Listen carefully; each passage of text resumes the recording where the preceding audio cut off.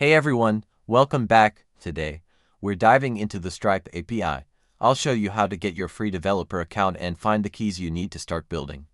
First, you need a standard Stripe account. Go to stripe.com and sign up.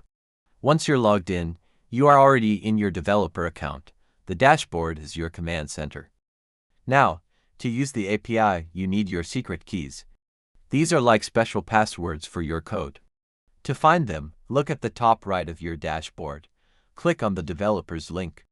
Then, click on API keys. You will see two important keys here: the publishable key for your website's code, and the secret key for your server, which you must never share. Stripe provides a handy test mode for development. You can toggle this on the same page. Use test cards to simulate payments without moving real money. And that's the basic setup. You now know where to find your API keys and how to use test mode. This is your first step to building custom payment solutions.